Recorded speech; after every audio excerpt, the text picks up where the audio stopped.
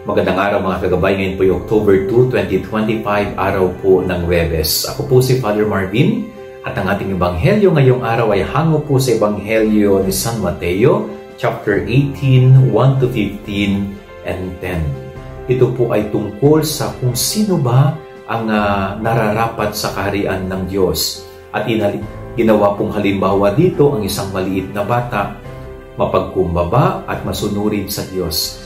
Yun po ang halimbawa ng isang pag-uugali na dapat sundin o gawin ng isang tao kung nais ito mapabilang sa kaharian ng Diyos.